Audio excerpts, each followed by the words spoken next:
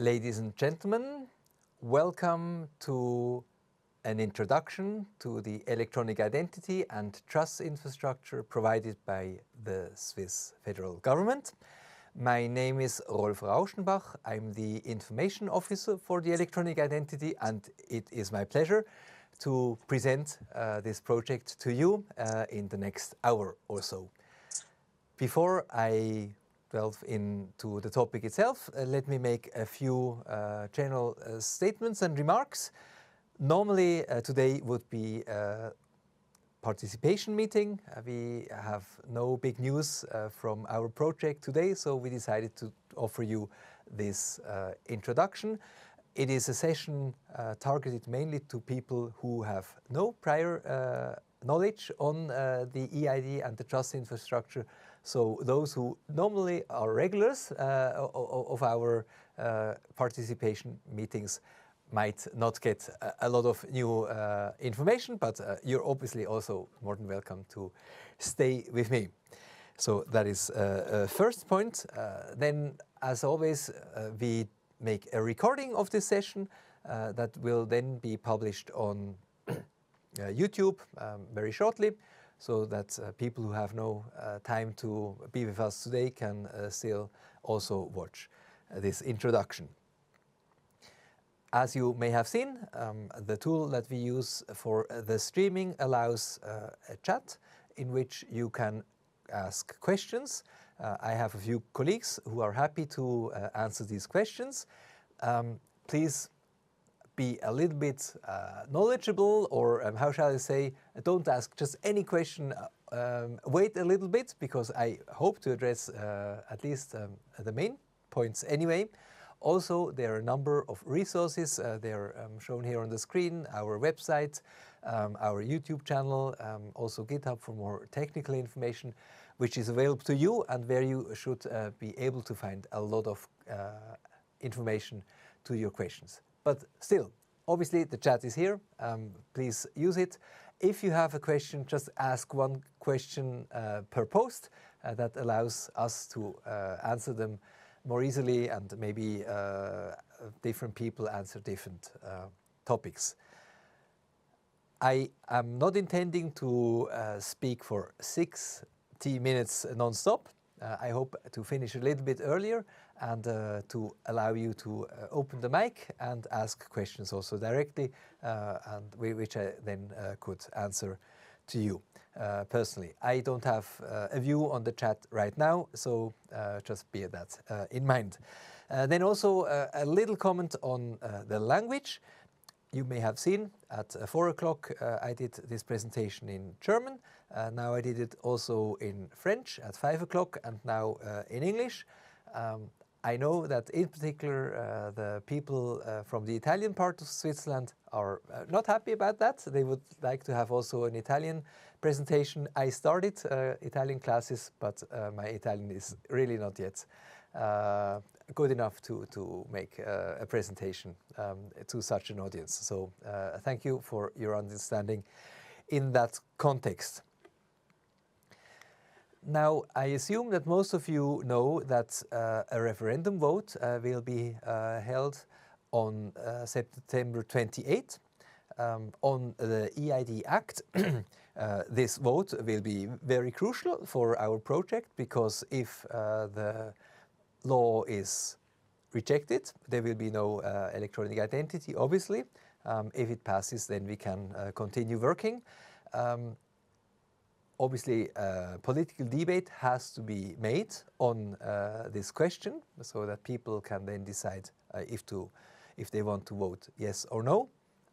But it is not the moment here in this introduction to the electronic identity to engage in a political debate. That is not my role. It is my role to provide you with information, to answer your questions. The political debate can take place somewhere else. I kindly ask you to respect that setting. And with that, I would like to show you how I would like to proceed. I would like to answer the following questions. First of all, why do we need an eID at all? Then what is an eID? How does it work? Don't worry, I won't go in all to the details, but still a little bit of technicalities I think are worthwhile to look at. Then the question around security and privacy protection. How do we deal with these topics? Where can I use my EID? What can I do with swiyu as well on top of that? And what are the next steps? I assume that I will take more or less 40 minutes or so to answer these questions, and then hopefully we have time for a few questions from you also via microphone. So let's start with the big, maybe even philosophical question: why do we need an EID? And here one has to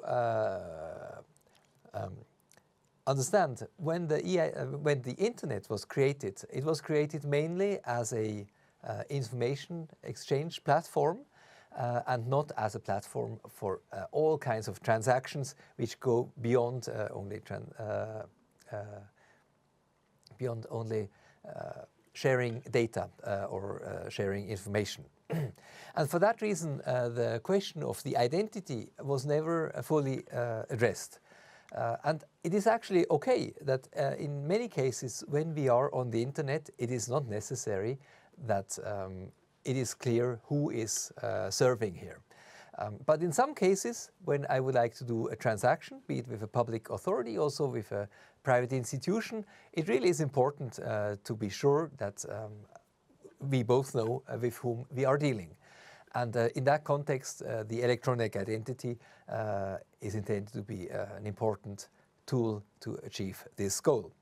And with that, one can also quite easily answer the question what an EID actually is. The EID is nothing else than the digital form of my ID card or of my passport, or in the case of foreigners who have the right to live here, who are residents of Switzerland, also of their foreigners' identity card.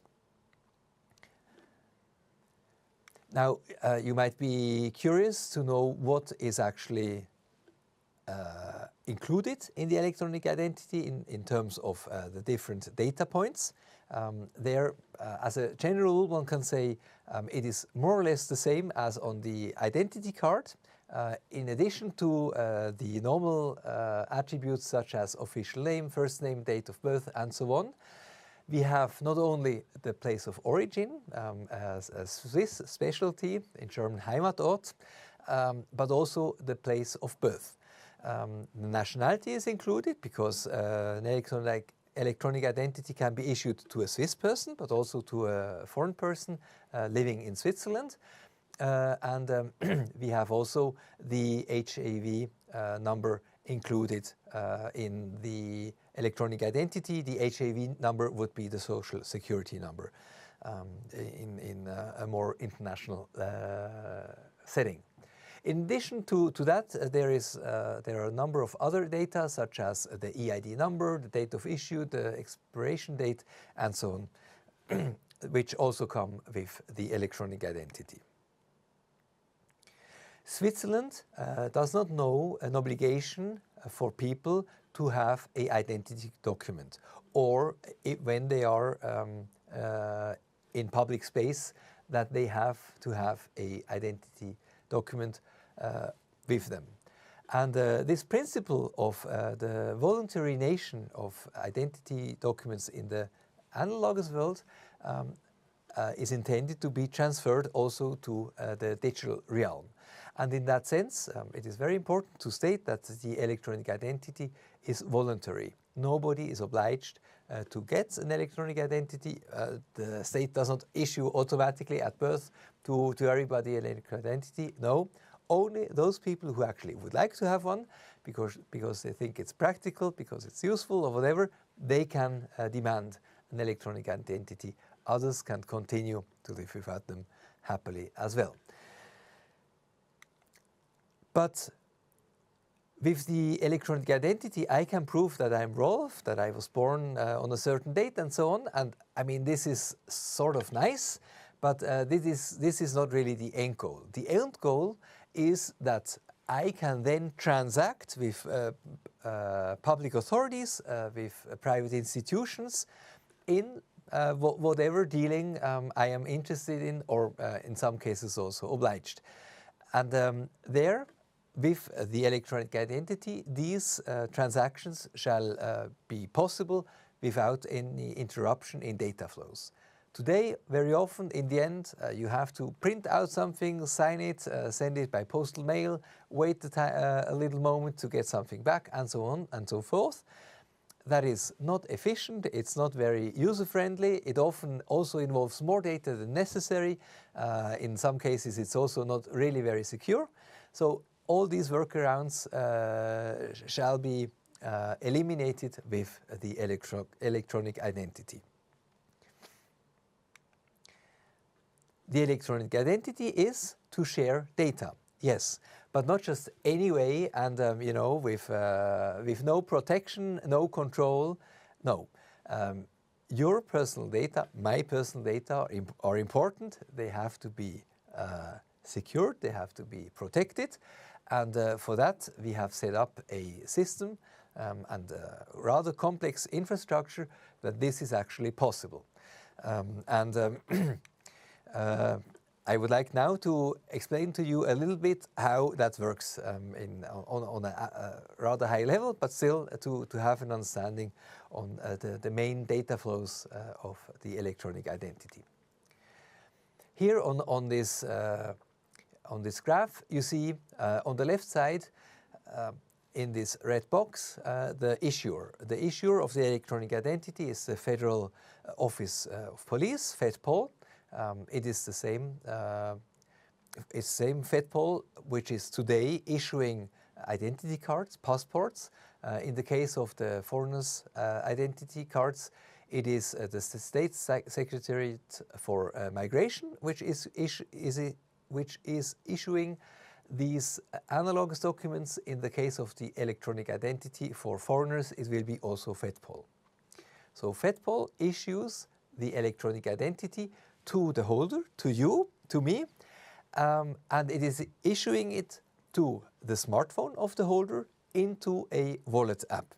The Swiss Confederation will provide such a wallet app, and once the electronic identity has been issued to the smartphone, to this wallet app, it sits there, it is encrypted, nobody can access it, nobody knows who I am, only my smartphone, so to speak.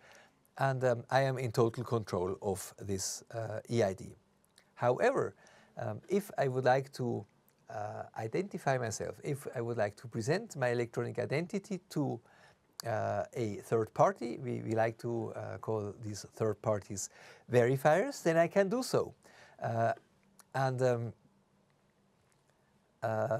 verifier then is able to verify the authenticity and the validity of my electronic identity by accessing registries which are operated by the Swiss government, the Swiss Confederation, and provides the trust that the verifier needs to actually believe, to trust that you are who you indicate with your electronic identity.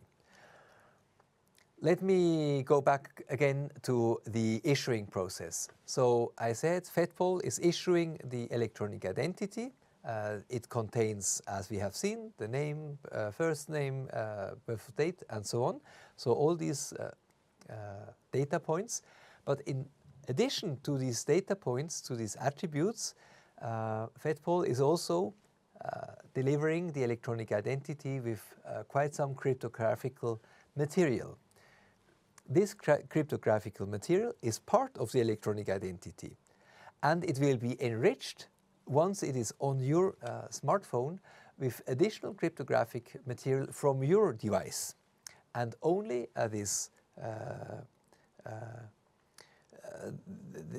this conjunction, this totality of these different elements, the attributes, the cryptographic material from the issuer and the cryptographic material from you, from your device, together form the overall electronic identity. When you present your electronic identity this cryptographic material goes to the verifier. And when the verifier verifies on the registry if your electronic identity is actually valid and trustworthy, it is verifying the cryptographic material that you have provided. Since there are no holograms or other visual possibilities available in the digital world to actually make sure that the electronic identity you have presented is valid. Okay, so this is more or less the flow of the data when you when you get your electronic identity and when you present it to a verifier. Now, when you use your electronic identity, you shouldn't worry too much about these flows. That is something that we take care of. Obviously, it has to be transparent to everybody what is happening, but from a usability point of view, we obviously will try to make your life as easy as possible. But still, as you may have realized by now, under the hood there is quite some stuff going on. And to actually achieve this, we have by now a team of about 120 people who are working on the setup of this infrastructure. And we have a budget of about 180 million Swiss francs for the creation, for the development, and then also the operation of the electronic identity in the first few years. So you see, it is a considerable IT project of the federal government, not the biggest one, but still it is quite substantial. Now, I have mentioned the wallet app. It is called swiyu. We came up with this name as a combination of Switzerland, internet innovation, you united. So these are a number of elements that we try to condense into this name. With this wallet app, as I've said, you are able to request the electronic identity. You can then store it in this wallet app, and finally you also can present it to a third party. And this is not just some illustration and a nice concept or a plan of a concept, but it is actually already a productive app. With the QR code now on the slide, you can access the App Store of your choice, Apple or Google, and download this swiyu wallet app on your smartphone. You will then see that you are also able to request a beta ID.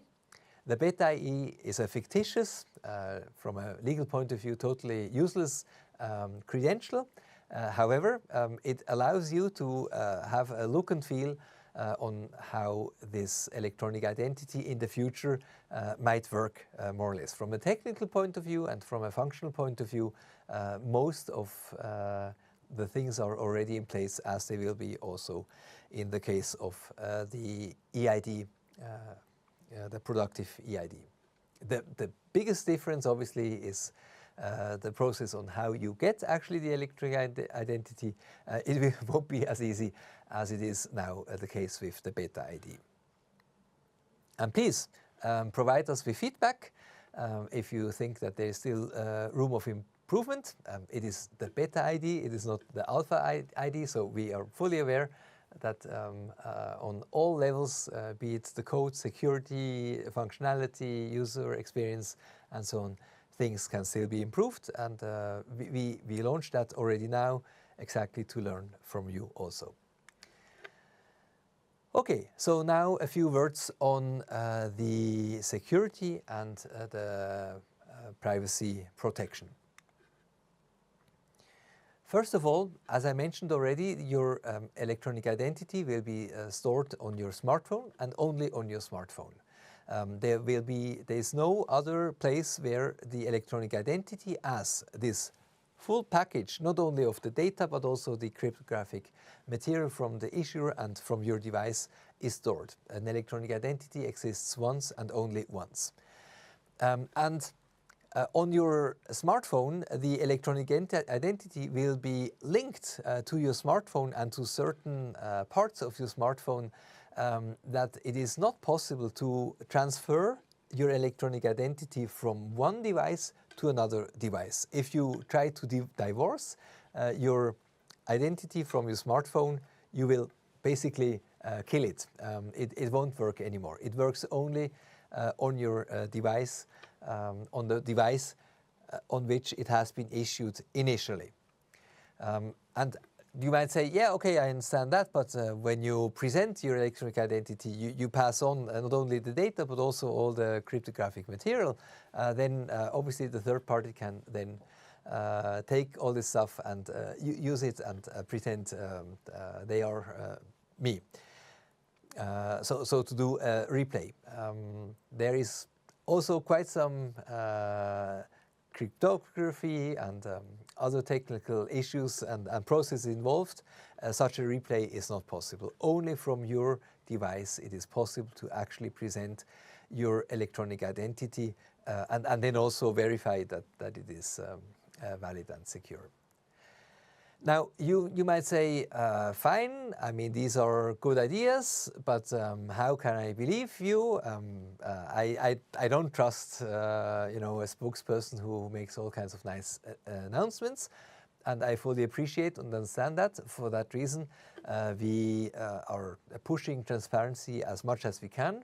The software of the trust infrastructure of the wallet is open source already now. And you can access it, you can have a look at it, you can tear it apart, you can run it on your own system, and obviously you're more than welcome to provide feedback if there's something that we should improve. But we don't depend only on your availability to may or maybe not do that. We do also pen tests with professional pen testers. We will launch shortly a bug bounty program so that people who actually engage in finding issues on our system, that they also get rewarded. And finally, it is also important to state that we are obviously going to run this infrastructure on data centers which are in total control by the Swiss government on Swiss soil. Now, in addition to the security, we also have to talk about the protection of your privacy. And here, a very important first point is that when you use your electronic identity, when you start engaging with a verifier, with a third party, you always know with whom you are dealing with. This is because there are these registers where also you can access, which also you can access, and then get the confirmation that the party that you're engaged in is really the one they pretend they are, that this third party, this verifier, is known to us, the federal government, and that we can confirm, yes, now you're really dealing with whoever it may be. In addition to that, if a verifier is not respecting the rules of the game according to the law, then we can flag that to you and tell you, look, we know this company, we know this public authority, they have proven in the past to not respect our rules. It is up to you to actually share data with them, or maybe you want to reconsider. It is important to realize at that moment that the federal government is treating you as an adult. It is your liberty and your responsibility to engage or not engage with such parties. The state does not want to, limit you in that respect, and the state is also not involved in all these transactions. We do not know that you are actually in contact with maybe a problematic verifier, because then we obviously would be playing Big Brother is watching you, and this is definitely not the intention of the Parliament, and it is also not the intention of the Federal Council. Okay, so that is really important. I always know who I am dealing with. Now, once I know who I'm dealing with, I still can then obviously decide to share my data or not to show my data or not. The electronic identity also allows data minimization, meaning that I can make a selective disclosure of my electronic identity. Not in all cases it is necessary to disclose all my different attributes, that I'm male, that I'm Swiss, that I'm born when and when, and so on. In many cases, just one or two attributes is perfectly enough, and that is technically possible, and it is also a requirement by law. Nobody, not a public authority, not a private entity, is allowed to ask for more data than actually required in a specific transaction. And once you share data, this sharing of data has to occur, and we are taking care of that different transactions that you're engaging in are not linkable, that it is not possible to create a profile based on different transactions you have engaged in. Let me get a little bit into more details on that. And for that, let's have a look at two different cases where in our case here, Helvetia, born on the 1st of August 95, is presenting her electronic identity to a verifier. And at this presentation, she presents her last name, her first name, and her date of birth. Now let's imagine that Helvetia, a few days later, goes to the same verifier and presents again her name, her last name, and her date of birth. Now, based on this information, obviously this verifier can quite easily link these two different transactions to the same person, and then say, okay, this time she bought pears, and now she bought apples. She seems to like fruits, whatever. So this profile creation, this linking of different transactions based on the content transmitted in these transactions is possible and unavoidable, and it is clear to Helvetia. Well, I told them I am Helvetia, born then and then, once and twice. It's obvious that they can make the link. Okay, so here unlinkability is not given. If the content that is transmitted allows linkability, unlinkability is just not feasible. But people who ask for unlinkability are not referring to this case. They are referring to another case. Here we have again the same Helvetia, but now she is not presenting to the verifier her exact date of birth and her name. No, the only thing that she is presenting to the verifier that she is older than 18 years. And if she does this presentation today and then a few days later again to the same verifier, the content that she's providing, the content that she's transmitting is always the same, older than 18, and the verifier has no clue that it is always Helvetia. Because also, if I go to the same verifier and present my electronic identity saying only older than 18, the verifier does not know, is it now Rolf, is it Helvetia, or is it somebody else? Okay, so here the linkability based on the transmitted content is not a given. Here we have unlinkability. However, we cannot be happy too early, because as I mentioned, when you present your electronic identity, you send more information than just older than 18, even in that case. And it is what we call here technical data. Before I was talking about cryptographic material. In any case, this is, you can imagine, it is stated here what the main ingredients are when it comes to these technical data.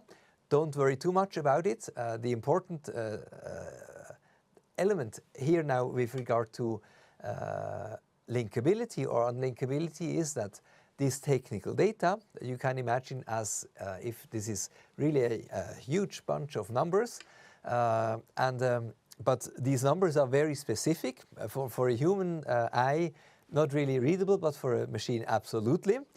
And now if this technical data is always the same whenever Helvetia comes and says she's 18, then the linkability, as I stated, is not possible based on the transmitted content, but on the technical data. And the Parliament, the Federal Council, has clearly stated, no, the electronic identity has to be unlinkable. The technical data-related linkability is not allowed. This means that we have to make an electronic identity that contains technical data which is in each transaction different. I'm not going into the details how we do that. We have presented in the last participation meeting the concept there. That would take a little bit more time. But what I would like to tell you is simply that whenever you present your electronic identity, it always will come with different technical data, which makes that the different transactions you're engaged in are not linkable based on the technical data. If you transmit content which is linkable, then we have linkability. But if you provide content which in itself is not linkable, then also the linkability is not given due to the technical data. Okay, I hope that was clear enough. I would like now to move on with a few more topics which are maybe a little bit less technical. So, where can I use my electronic identity? Here, a first use case is AGOV. AGOV is the new government login, which has been launched already a little bit more than a year ago by the Federal Chancellery and Digital Administration of Switzerland, and which is now being deployed not only on the federal level, but also to cantons and municipalities. Here, at the moment, you still need an authenticator app with the electronic identity. This will not be necessary anymore.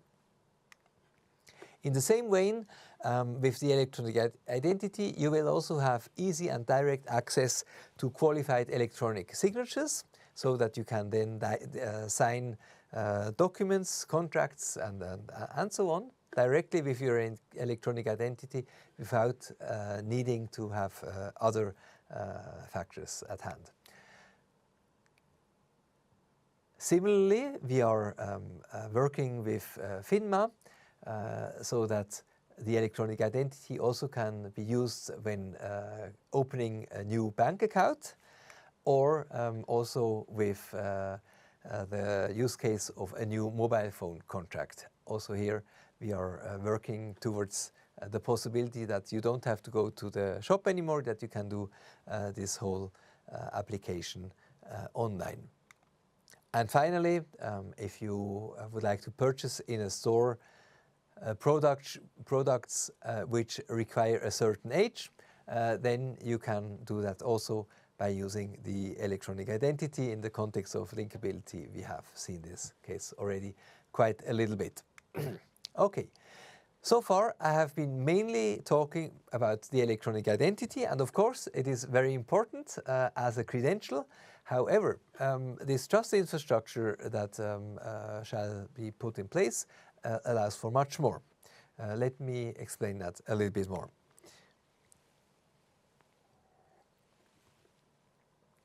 So, once you have your electronic identity, you then will also be able to contact your cantonal road office, and if you have a driver's license, you then will be able to issue also a mobile driver's license again to your wallet.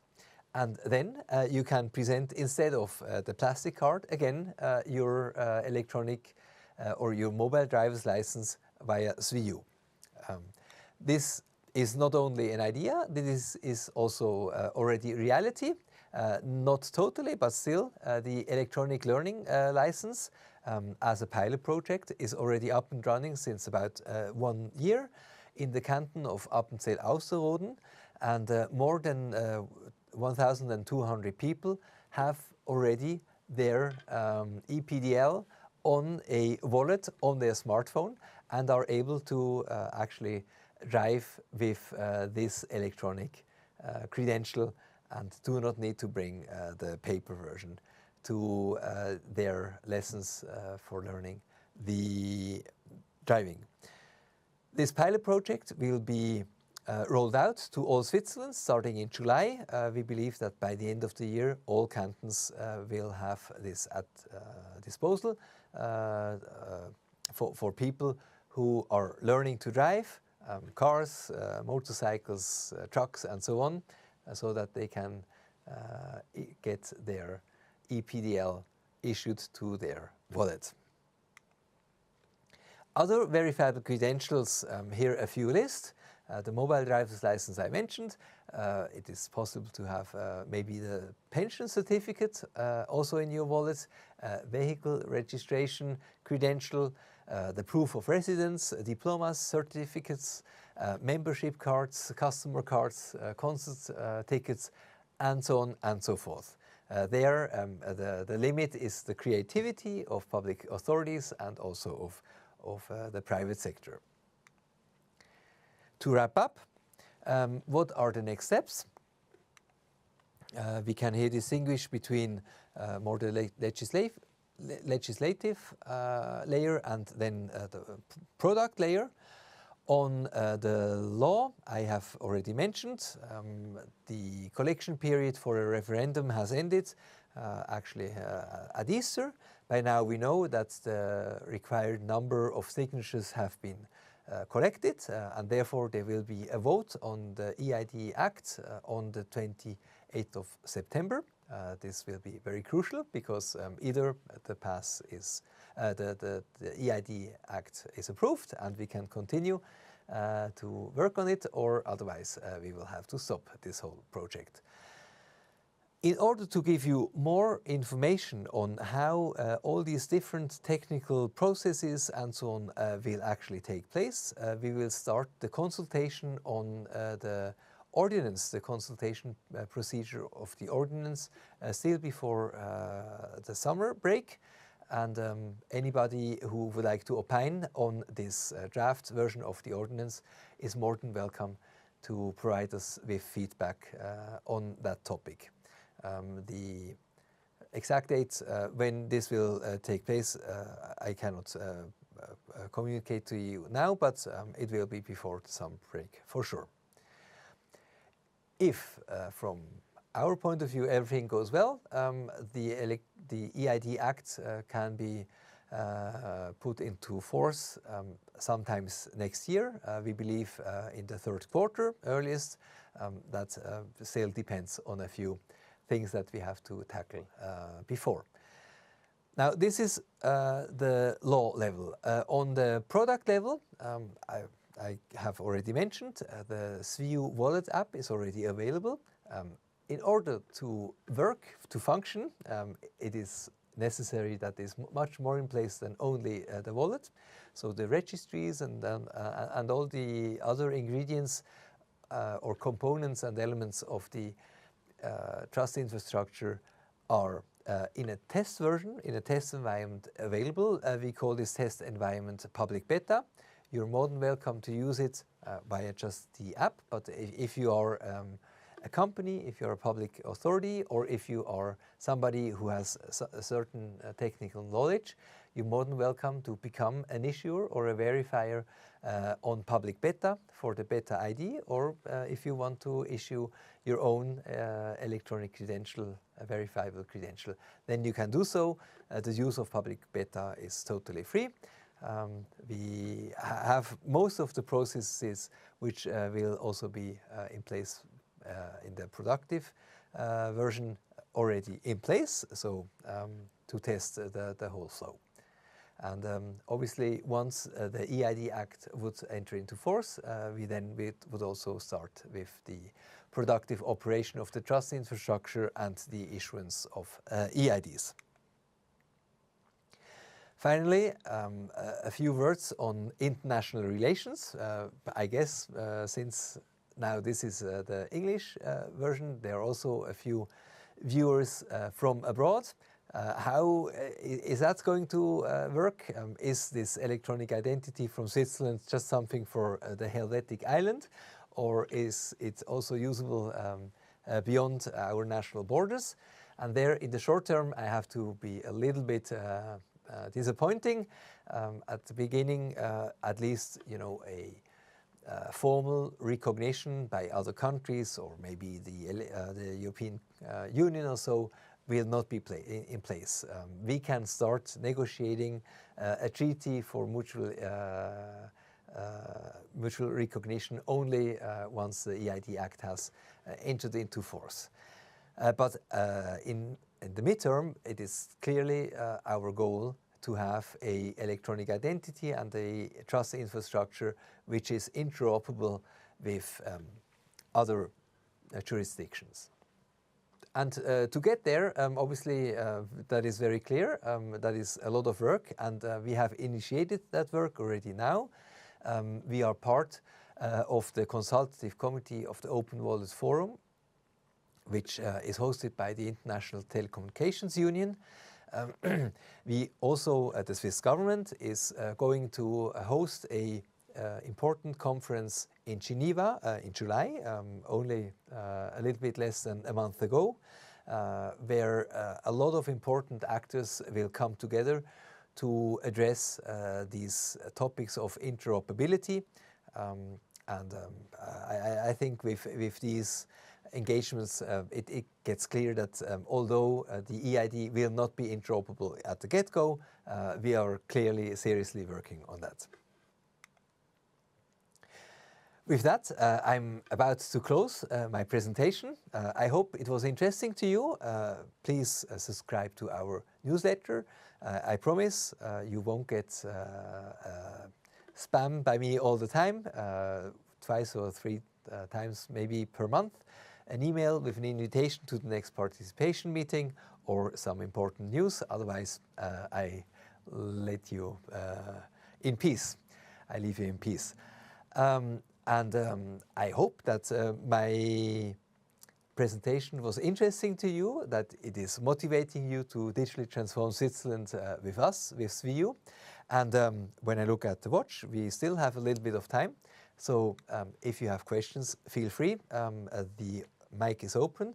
And I hope that I have also an answer to your question. Please.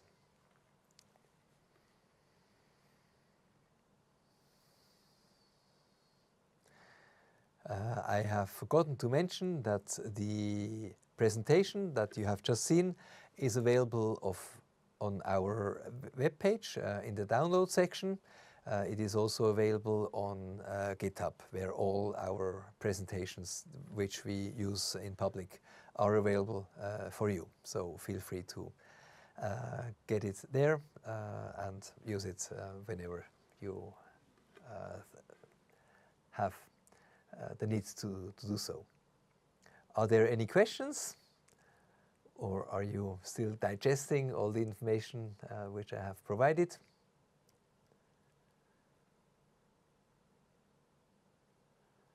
That doesn't I have a question. Of course, please, go ahead. I already asked in the chat about this verifier, and I'm working in a hospital, and I wonder what this means for us. So we have patients, they have to identify themselves, and they come to our hospital. What do we need as an equipment if we want to use this Swiss ID? Yes, excellent question. This is maybe a question also for other companies. I even see you, hello, on a different screen, so no problem. Oh, sorry for, okay, excellent. Thank you for your question. So how does a verifier actually verify the electronic identity? From a technical point of view, there are basically two different possibilities. I start with the simple one, and then I get to the other one. The simple one is that you use also a other app, a verifier app that you can install on any smartphone, and which allows you to verify an electronic identity which a patient is presenting to you. This verifier app is not yet available, but we are working on it, and obviously it will be free for use, and it can be installed on the smartphone of your collaborators, and they can verify an electronic identity this way. The advantage of it is easy. It is also data protective, because the data that goes on the smartphone will be there just for a short moment. The app itself is not logging all these different electronic identities that are verified with this smartphone application. Now, I don't know what the rules are in a hospital, and to what extent you have to keep a record of this identity verification today. If today you always take a photocopy of the document or whatever, if you have to keep audit trail, then obviously this verifier app solution is not helping you, because there no audit trail is possible. And there obviously you would have to install a verifier on your systems, and you would then present a QR code that has to be scanned so that the information can be transmitted to you, is available, and then you would get the data not only to a smartphone, but actually to your primary systems, and there you could integrate this data flow then into some auditable, audit trail capable application. That obviously requires additional investment and some work, maybe also on the processes and so on. We, the federal government, are providing what we call a generic verifier. So the generic software which you could install on your system is available, but there's still a little bit work of configuration and so on required, so that you then could actually verify the electronic identities of your patients on your own systems. Does that answer your question? Very well, thank you. So we can start preparing a little, because yes, and there will public be a beta wave allows. coming. Yes, and public beta allows that. Please go to GitHub, our GitHub on swiyu. There you will find all the documentation, all the different repositories, and so on. For somebody who has a certain level of IT knowledge, it should be rather feasible to do that and start playing around with it. And if you have further questions, do not hesitate to get in touch with us, so that we can kickstart you on that topic. And in that context, maybe I go one slide further. Here you have all my contact information. Do not hesitate to contact me if need be. Otherwise, if possible, please refer yourself first to all the public available information. But if that is not enough, then we are more than happy to help you. Okay, are there any other questions?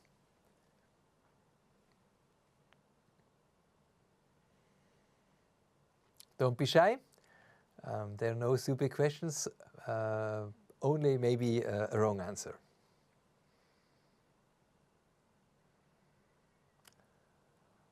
Well, that doesn't seem to be the case. I look at the watch, it's almost 7 in the evening. It's also a good time to call it a day. Then I would like to thank you once again for your attention. Thank you for this question from the person from the hospital. Stay in touch, subscribe to our newsletter, use swiyu, give us feedback, and get in touch if there is anything we can help you with. Otherwise, again, thank you for your attention, and have a nice evening. Bye-bye.